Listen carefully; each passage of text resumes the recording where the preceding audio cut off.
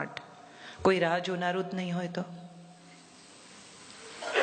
કેવી થઈ જશે જિંદગી?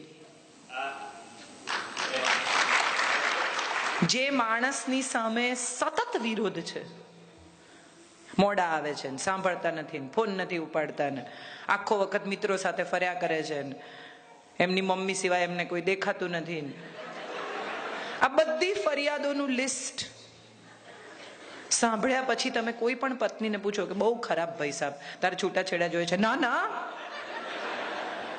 છૂટા નથી પડવું. એનો અર્થ એમ થયો કે સ્નેહ છે.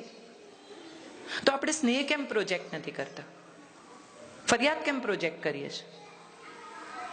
આપણા મનમાં જે છે, આપણને જે લાગણી છે, જે વાલ છે, જે સ્નેહ છે, એ કેમ નથી બતાવતા? કેટલા બધા પતિઓ જમતા હોય, પત્ની બિચારી આમ એટલા સ્નેહથી પૂછે, સારી થઈ છે દાળ? પછી પતિના કોઈ મિત્ર આવે અને કે ભાભી તમારી દાળ તો અદ્ભુત જ બને છે. હવે એ મિત્રને થેન્ક યુ કહેવાને બદલે પહેલું રિએક્શન શું હોય? તમારા ભાઈ કોઈ દિવસ વખાણ નથી કરતા. કેટલા સમયથી એના મનમાં પીડા હશે કે પેલા એ જામગરી ચા પી કે થયો ધડાકો.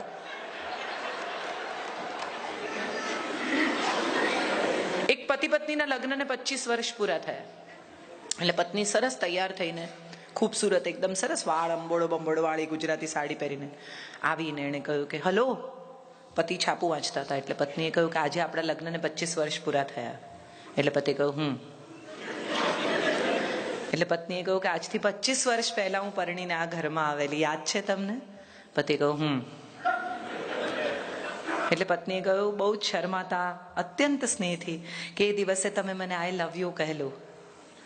એટલે પતિ આમ છાપું સહેજ ખસેડ્યું, પત્નીને જોઈને કહ્યું કે સ્થિતિ એ જ છે, બદલાશે તો કહીશ. કોઈ ચેન્જ નથી. ચેન્જ નથી માટે ઇન્ફોર્મ નહીં કરવાનું. દરેક માણસને ગમતું હોય છે. નાનકડું બાળક 4 લીટી દોરીને લઈ આવે ને આપણને એમ કે જો ગાય, તો આપણે કેટલા આનંદથી જોઈએ છે કે અરે વાહ આટલી ફાઇન ગાય. દરેક માણસને ગમતું હોય છે કે એને કરેલા કામનું અપ્રિસિએશન થાય. અને સાચું પૂછો તો હિન્દુસ્તાની સ્ત્રી, ગુજરાતી સ્ત્રી તો ફક્ત અપ્રિસિએશન માટે જ જીવે છે. ગમે ત્યાં પહોંચી હોય, ગમે તેટલી સફળ હોય, પણ પતિના શર્ટમાં બટન ટાંકીને દોરો તોડે દાંતથી, એમાં એને જેટલો રોમેન્સ આવે એટલો જગતમાં બીજી કોઈ વાતમાં ના આવે. પતિ ડાયમંડ ના લાવે તો ચાલે, પણ અચાનક એક દિવસ ગજરો લઈને આવે ને તો છુટ્ટા વાળ રાખતી પત્ની પણ આટલી તો આટલી અંબોડી વાળી ગજરો પહેરે. આ પ્રેમ છે, આ અભિવ્યક્તિ છે. આપણે સંસ્કૃતિ જાળવવાના ચક્કરમાં અભિવ્યક્તિ ભૂલી ગયા છીએ. આપણે એટલા ગાંગા થઈ ગયા છીએ મંદિરે જવા માટે કે આપણે પત્નીને લઈને બગીચામાં જવાનું કે પતિની સાથે બેસીને હિંચકે ચા પીવાનું ભૂલી ગયા છીએ. સંબંધ તો આ છે, સંસ્કૃતિ તો આ છે. પરસ્પરનો પ્રેમ, પરસ્પરનું વાલ, પરસ્પરની અભિવ્યક્તિ, પરસ્પરનું બોન્ડ. છોકરાઓ ક્યાંય પણ વસતા હોય, સાંજના છેડે માં ફોન કરે એટલે પૂછે શું ખાધું. પરદેશ વસતું હોય, બાળક ભણતું હોય તો માં પૂછે શું જમ્યા. કેમ પૂછે છે? માનું બધું વાલ એના અન્નમાં, એના પ્રેમમાં, એની રસોઈમાં આવી જાય છે. છોકરું બહુ દિવસે ઘરે આવે ને તો સૌથી પહેલા માં એવું કે બહુ વજન ઉતરી ગયું, તને નથી સારું ખવડાવતા. ખરેખર કાંટો વધેલું બતાવતો હોય. અમેરિકામાં ચીઝ બટર ખાઈને વજન વધ્યું હોય, પણ માને તો દુબળો જ લાગે. એટલો સ્નેહ, એટલું વાલ આપણે આપણા જીવન સાથી સાથે કેમ નથી ટકાવી શકતા? એ સવાલ મને હંમેશા થાય છે. કેટલી બધી પત્નીઓ એવી કમ્પ્લેન કરે કે તમારા માટે કંઈ લાવે જ નહીં. બહારગામ જાય ને તો એમને તો કંઈ આવડે જ નહીં. અને જો ભૂલે ચૂકે કંઈ લઈ આવે અને પેકેટ ખોલે તો સૌથી પહેલું રિએક્શન, ગ્રીન? હું ક્યાં પહેરું છું? એક ક્ષણે તો આનંદથી લઈ લો. તમને એમણે યાદ કર્યા, એ બહુ અગત્યનું છે. આ બિઝી સ્કેડ્યુલમાંથી એણે સમય કાઢ્યો તમારે માટે આ શોપિંગ કરવાનો, એનો આભાર માનો. તમને કોઈ યાદ કરે અગત્યનું છે કે તમારા માટે શું લાવ્યા, એ વસ્તુ, એ ટેન્જિબલ થિંગ અગત્યની છે. આપણે અહીંયા ગૂંચવાયા છીએ. ગુજરાતી સ્ત્રીને અવિનાશ વ્યાસે કેટલી સુંદર અભિવ્યક્તિ આપી.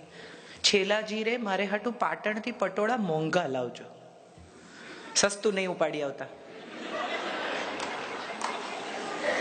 અને જો ખરેખર મોંઘું લાવે તો કે છેતરાયા, આના આટલા હોય જ નહીં.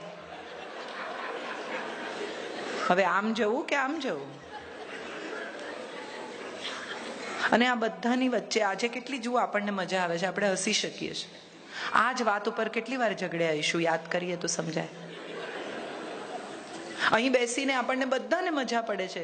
આપણે જે વાત પર આટલી આસાનીથી હસી શકીએ છીએ એ વાત પર કેટલી વાર આંખમાંથી આંસુ પડ્યા છે. સુખી થવું એ દરેકના હાથમાં છે. મારું સુખ મારા સિવાય કોઈ મને આપી શકે જ નહીં એ નક્કી છે. મારી એક નવલકથા છે, એક સાંજને સરનામે. એમાં એક છોકરો મળવા આવે છે છોકરીના મા બાપને, અને છોકરીની મા પૂછે છે કે તું એને સુખી કરીશ ને માધવી? ત્યારે છોકરો કહે છે કે હું એને સગવડ આપીશ, હું એને સલામતી આપીશ, હું એને માટે સંપત્તિ ભેગી કરીશ, હું એને સ્નેહ આપીશ, પણ સુખી તો એને જાતે જ થવું પડશે. આપણે બધા બીજા માણસ પાસે સુખની આશા રાખતા થઈ ગયા છે. અને આપણે જેની પણ પાસેથી સુખની આશા રાખીએ છીએ ને એને આપણે અજાણતા જ દુઃખી કરવાનો અધિકાર આપી દઈએ છીએ. કારણ કે સુખ નહીં મળે એટલે આપણે દુઃખી થઈશું. સાદી સરળ સીધી વાત એ છે કે પ્રસન્ન રહેવું ને પ્રસન્ન રાખવા, સુખી થવું ને સુખી કરવા, સ્નેહ આપવો ને સ્નેહ પામવો, સન્માન આપવું ને સન્માન પામવું, સારું બોલવું ને સારું સાંભળવું. આપણે બધા વાતચીતને બદલે દલીલ કરતા થઈ ગયા છીએ. બહુ ઇન્ટરેસ્ટિંગ છે આ. અને જે ઘરમાં કમ્યુનિકેશન છે, સંવાદ છે, એ ઘરમાં કદી વિવાદ નથી થતો. કારણ કે વાત થઈ જાય છે. તમારે જે કહેવું છે તે તમે કહી દો છો, પછી વિવાદની જગ્યા નથી. આપણે બધા દલીલથી શરૂ કરીએ છીએ. એવું કોણે કીધું? દાખલા તરીકે પત્ની એમ કે આ મોજા તમે છે ને ધોયેલા અહીંયા ના મૂકશો, અહીંયા મૂકો. એવું કોણે નક્કી કર્યું? અરે ગૃહિણીએ નક્કી કર્યું, એને આ અનુકૂળ છે. હવે એ વિશે ચર્ચા કરવાનો અર્થ નથી.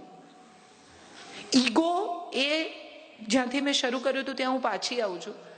એ આપણને આપણું એટલું બધું મોટું ઓઢવાનું અથવા આવરણ થઈ ગયું છે કે આપણી ત્વચા ક્યાંક અંદર ઢંકાઈ ગઈ છે. તમે જુઓ, જેવા પિતા હોય ને એવો જ પુત્ર હોય. સામાન્ય રીતે ડીએનએ ઉતરી આવે, અને એ વાત છે એક મહાભારતથી આવે છે. કોઈ પણ ઋષિ બહુ તપ કરે ને તો ઇન્દ્રનું આસન હલવા માંડે. ઇન્દ્ર મહા ઇન્સિક્યોર છે, માટે એનો દીકરો અર્જુન ઇન્સિક્યોર છે. એને તરત એમ થાય છે કે હું નહીં લડી શકું, મારાથી નહીં થાય, હું નહીં કરી શકું. બીજી તરફ કર્ણ છે, સૂર્યપુત્ર છે. એના કવચને કુંડળ